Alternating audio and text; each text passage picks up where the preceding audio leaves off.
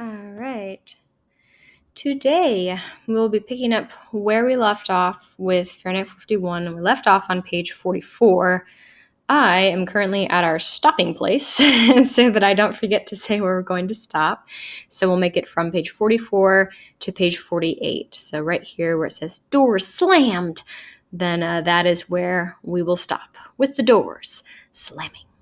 So back to page 44. The last thing that we read had to do with Montag and Faber. They seem to have formed a hesitant partnership and have a plan. So now Montag has a few things he has to take care of. He's gotten the money out for Faber for the unemployed printer. He is going home to see his wife and his wife's friends before he has to go to work, and then presumably after he's finished at work, he'd be able to drop back by Faber's house and deliver the money for the printer. Okay, so here is where we will commence with Mildred and her buddies. So let's see what Mildred's friends are like. He was eating a light supper at 9 in the evening when the front door cried out in the hall, and Mildred ran from the parlor like a native fleeing an eruption of Vesuvius. Mrs. Phelps and Mrs. Bowles came through the front door and vanished into the volcano's mouth with martinis in their hands. Montag stopped eating. They were like a monstrous crystal chandelier tinkling in 1,000 chimes. He saw their Cheshire cat smiles burning through the walls of the house, and now they were screaming at each other above the din. Montag found himself at the parlor door with his food still in his mouth. "Doesn't everyone look nice? Nice! You look fine, Millie. Fine! Everyone looks swell! Swell!" Montag stood watching them. "Patience," whispered Faber. "I shouldn't be here," whispered Montag, almost to himself. "I should be on my way back to you with the money. Tomorrow's time enough. Careful." "Isn't this show wonderful?" cried Mildred. "Wonderful!" On one wall, a woman smiled and drank orange juice simultaneously. How does she do both at once? Thought Montag insanely. In the other walls, an X-ray of the same woman revealed the contracting journey of the refreshing beverage on its way to her delightful stomach. Abruptly, the room took off on a rocket flight into the clouds. It plunged into a lime-green sea where blue fish ate red and yellow fish. A minute later, 3 white cartoon clowns chopped off each other's limbs to the accompaniment of immense incoming tides of laughter. 2 minutes more, and the room whipped out of town to the jet cars wildly circling an arena, bashing and backing up and bashing each other again. Montag saw a number of bodies fly in the air. "Millie, did you see that? I saw it! Montag reached inside the parlor wall and pulled the main switch. The images drained away, as if the water had been let out from a gigantic crystal bowl of hysterical fish. The 3 women turned slowly and looked with unconcealed irritation and then dislike at Montag. "When do you suppose the war will start?" he said. "I notice your husbands aren't here tonight." "Oh, they come and go," said Mrs. Phelps. "In again, out again, Finnegan. The Army called Pete yesterday. He'll be back next week. The Army said so. Quick war. 48 hours, they said, and everyone home. That's what the Army said. Quick war. Pete was called yesterday, and they said he'd be back next week. Quick." The 3 women fidgeted and looked nervously at the empty, mud-colored walls. "I'm not worried," said Mrs. Phelps. "I'll let Pete do all the worrying." She giggled. "I'll let old Pete do all the worrying. Not me. I'm not worried." "Yes," said Millie. "Let old Pete do all the worrying." "It's always someone else's husband dies, they say." "I've heard that, too. I've never known any dead man killed in a war. Killed jumping off buildings, yes, like Gloria's husband last week. But from wars? No, not from wars," said Mrs. Phelps. "Anyway, Pete and I always said, no tears, nothing like that. It's our 3rd marriage each and we're independent. Be independent, we always said. He said, if I get killed off, you just go right ahead and don't cry, but get married again and don't think of me." "That reminds me," said Mildred. "Did you see that Clara Dove 5-minute romance last night on your wall? Well, it was all about this woman who—" Montag said nothing, but stood looking at the women's faces, as he had once looked at the faces of saints in a strange church he had entered when he was a child. The faces of those enameled creatures meant nothing to him, though he talked to them and stood in that church for a long time, trying to be of that religion, trying to know what that religion was, trying to get enough of the raw incense and special dust of the place into his lungs, and thus into his blood, to feel touched and concerned by the meaning of the colorful men and women with the porcelain eyes and the blood-ruby lips. But there was nothing. Nothing. It was a stroll through another store, and his currency strange and unusable there, and his passion cold, even when he touched the wood and plaster and clay. So it was now, in his own parlor, with these women twisting in their chairs under his gaze, lighting cigarettes, blowing smoke, touching their sun-fired hair, and examining their blazing fingernails as if they had caught fire from his look. Their faces grew haunted with silence. They leaned forward at the sound of Montag swallowing his final bite of food. They listened to his feverish breathing. The three empty walls of the room were like the pale brows of sleeping giants now, empty of dreams. Montag felt that if you touched these three staring brows, you would feel a fine salt sweat on your fingertips. The perspiration gathered with the silence and the sub-audible trembling around and about and in the women who were burning with tension. Any moment, they might hiss a long sputtering hiss and explode. Montag moved his lips. "Let's talk." The women jerked and stared. "How are your children, Mrs. Phelps?" he asked. "You know I haven't any. No one in his right mind, the good Lord knows, would have children," said Mrs. Phelps, not quite sure why she was angry with this man. "Oh, I wouldn't say that," said Mrs. Bowles. "I've had 2 children by cesarean section. No use going through all that agony for a baby. The world must reproduce, you know. The race must go on. Besides, they sometimes look just like you, and that's nice. 2 cesareans turn the trick. Yes, sir. Oh, my doctor said cesareans aren't necessary. You've got the hips for it. Everything's normal. But I insisted." "Cesareans are not. Children are ruinous. You're out of your mind," said Mrs. Phelps. "I plunk the children in school 9 days out of 10. I put up with them when they come home 3 days a month. It's not bad at all. You heave them into the parlor and turn the switch. It's like washing clothes. Stuff laundry in and slam the lid." Mrs. Bowles tittered. "They just as soon kick as kiss me. Thank God I can kick back." The women showed their tongues, laughing. Mildred sat a moment, and then, seeing that Montag was still in the doorway, clapped her hands. "Let's talk politics, to please Guy." "Sounds fine," said Mrs. Bowles. "I voted last election, same as everyone, and I laid out on the line for President Noble. I think he's one of the nicest-looking men who ever became president." "Oh, but the man they ran against him. He wasn't much, was he? Kind of small and homely, and he didn't shave too close or comb his hair very well." "What possessed the outs to run him? You just don't go running a little short man like that against a tall man. Besides," he mumbled, "half the time I couldn't hear a word he said, and the words I did hear I didn't understand." Fat, too, and didn't dress to hide it. No wonder the landslide was for Winston Noble. Even their names helped. Compare Winston Noble to Hubert Hoag for 10 seconds, and you can almost figure the results. "Damn it!" cried Montag. "What do you know about Hoag and Noble?" "Why, they were right in that parlor wall not 6 months ago. One was always picking his nose. It drove me wild." "Well, Mr. Montag," said Mrs. Phelps, "do you want us to vote for a man like that?" Mildred beamed. "You just run away from the door, Guy, and don't make us nervous." But Montag was gone and back in a moment with a book in his hand. Okay, let's pause right here as Montag is about to have a little silly meltdown. So Montag's mission was just to make it through dinner, go to work, go to Faber. It doesn't seem like he's going to be able to do that. So the hope was that his connection with Faber would help him process some of his frustration that he has.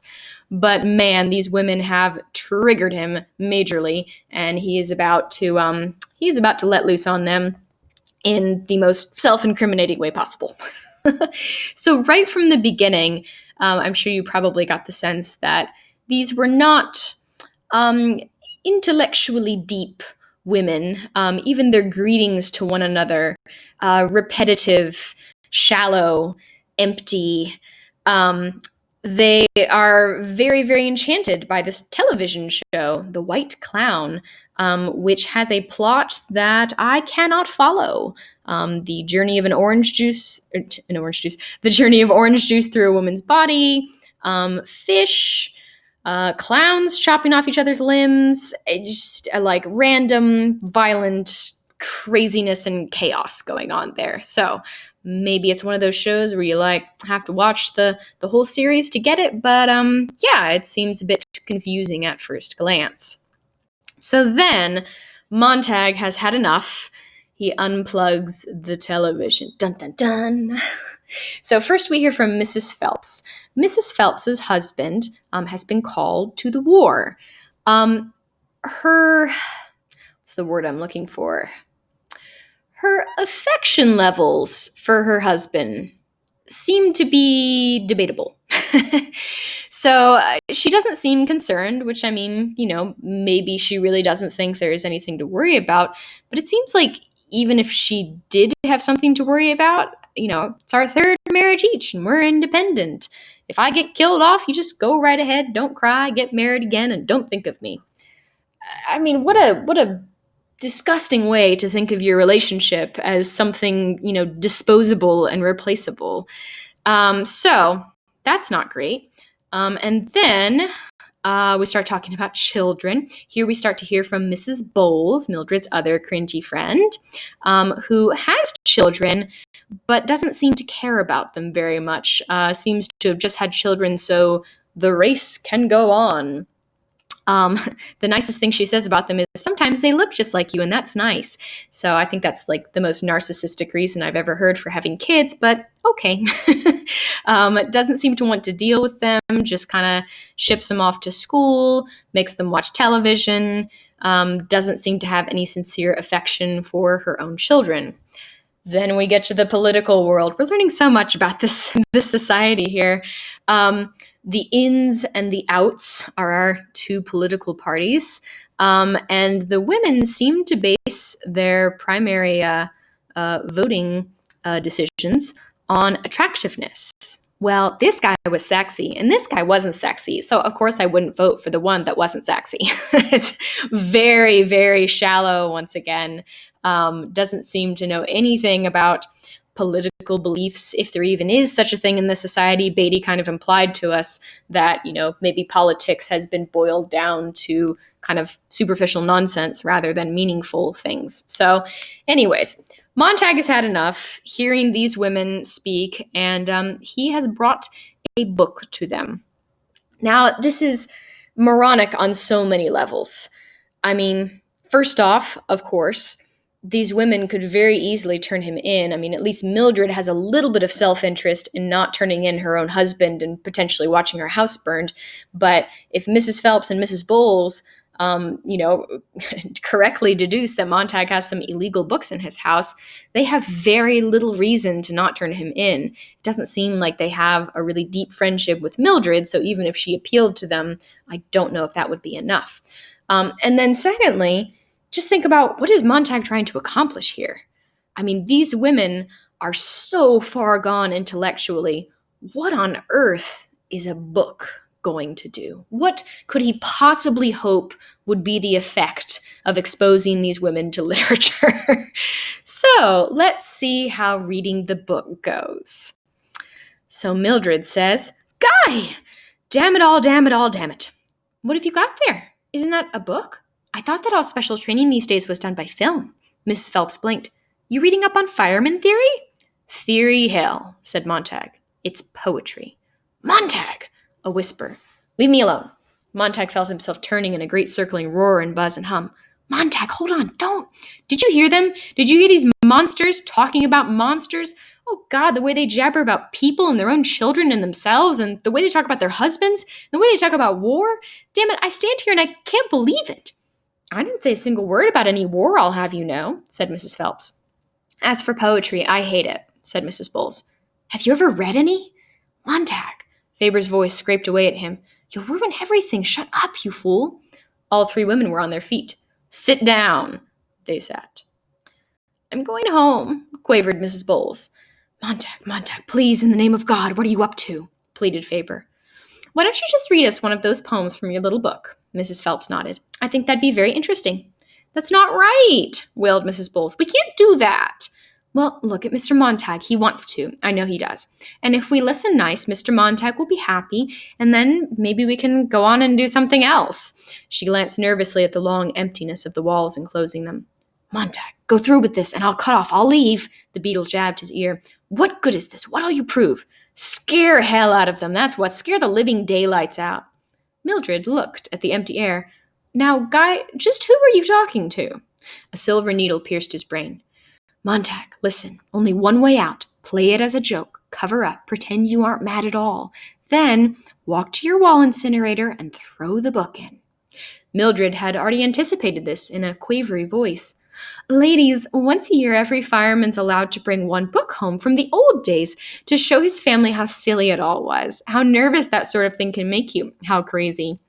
Guy's surprise tonight is to read you one sample to show how mixed up things were, so none of us will ever have to bother our little old heads about that junk again. Isn't that right, darling? He crushed the book in his fists. Say yes. His mouth moved like Faber's. Yes. Mildred snatched the book with a laugh. Here, read this one. Oh no, I take it back. Here's that real funny one you read out loud today. Ladies, you won't understand a word. It goes umpty-dumpty-ump. Go ahead, Guy. That page, dear. Read. He looked at the open page. A fly stirred its wings softly in his ear. Read. What's the title, dear? Dover Beach. His mouth was numb. Now read in a nice, clear voice and go slow.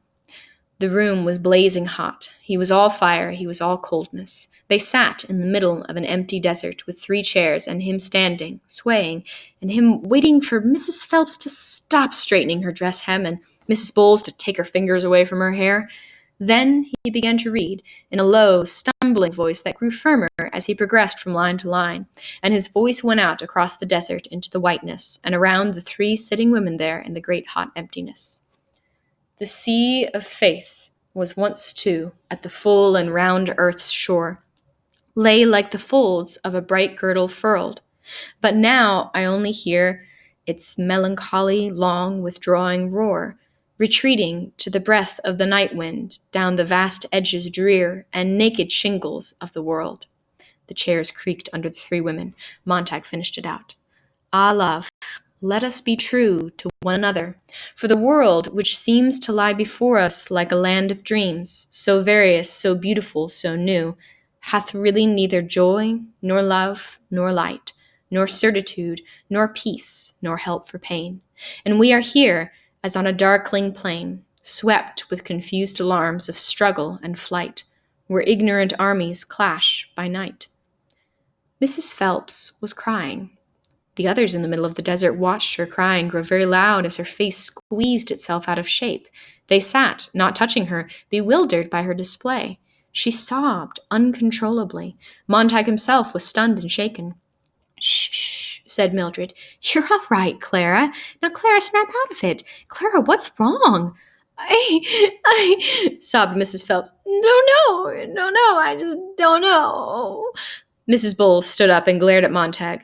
You see, I knew it. That's what I wanted to prove. I knew it would happen. I've always said poetry and tears, poetry and suicide and crying and awful feelings, poetry and sickness, all that mush. Now I've had it proved to me. You're nasty, Mr. Montag. You're nasty. Faber said, Now?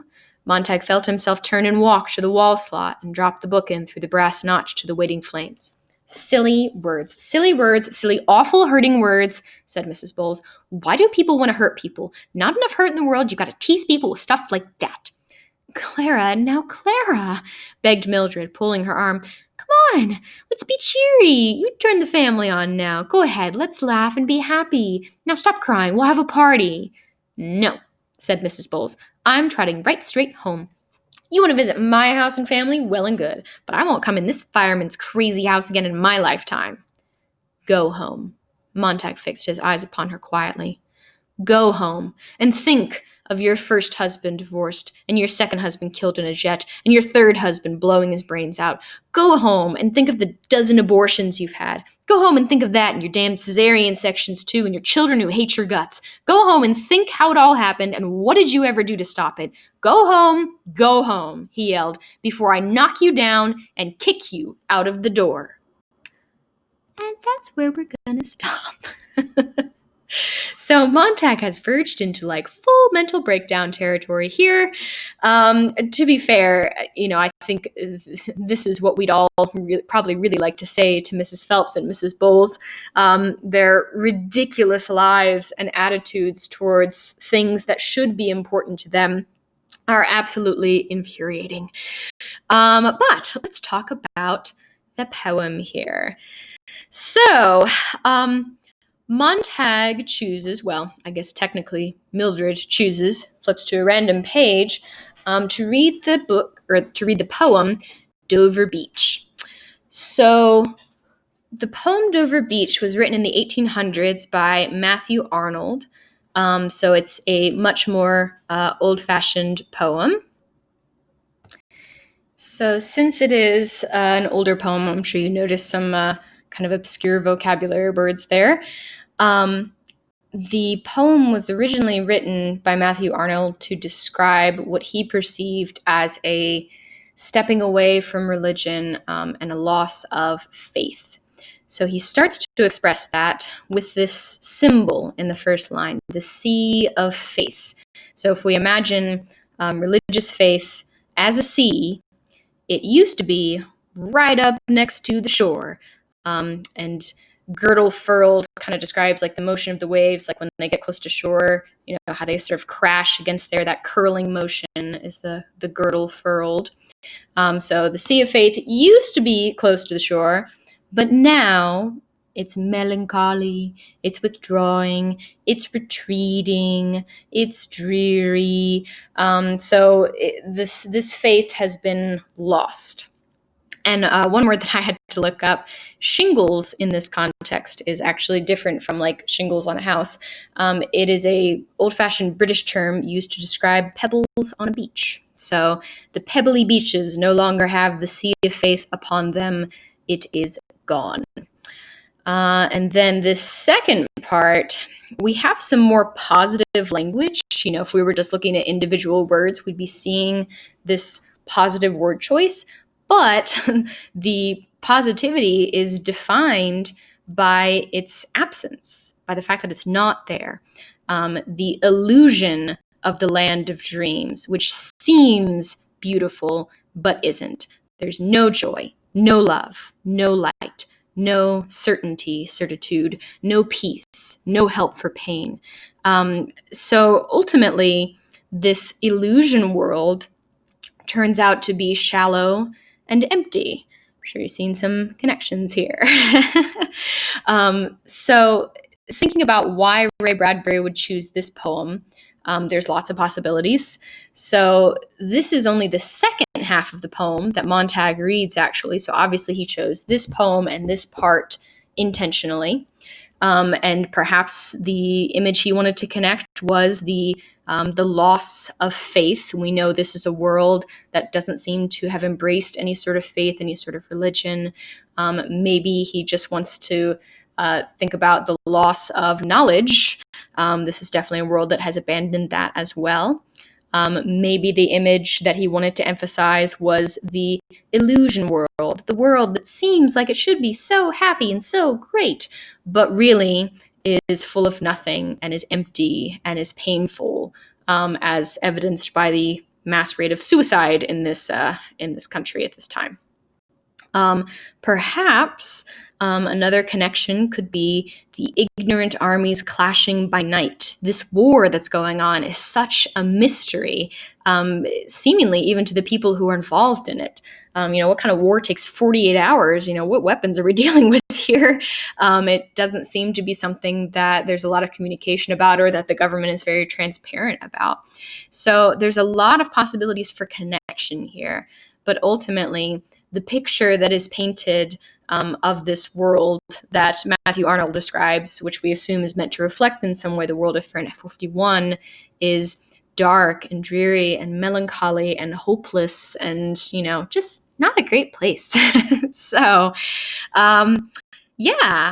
speaking of hopeless, Montag seems to be abandoning all hope and just throwing all potential out of the window here. So let's see if work is any better for him. So the next time that we read, we'll see Montag go to work. Theoretically, he will be turning in a substitute book so that Beatty does not know that he has the Bible. We are, of course, assuming that Beatty does not know that he has the Bible. Of course, Beatty is a sneaky son of a gun, and we could be wrong about that. So anyways, now that we have talked about that section, the assignment that I have that goes with this section, similar to the figurative language questions, which focused on the fire scene, I have 4 questions that relate to diction, the importance of word choice in this scene. So 3 of the questions relate to conversation with Mrs. Bowles and Mrs. Phelps. What specific word choice is used and what kind of effect does it create is typically what I'm asking. And in the last one, I ask about the poem Dover Beach. So hope you were paying attention as I talked about that. So think about good advanced tone word and what specific words and phrases lend themselves to that tone. So make sure to explain and support your tone interpretation. If you perceive a shift in tone, you are welcome to suggest multiple tone words. You're welcome to suggest multiple anyways, but point being that I want to hear, as much of your thoughts as possible on these 4 questions. Give me all of your ideas. The more you give me, the more, I can see about the complexity and sophistication of your thought process. Okay, so I made this assignment due Wednesday, and Wednesday is going to end up being kind of another working day since we do have a few things going on at once.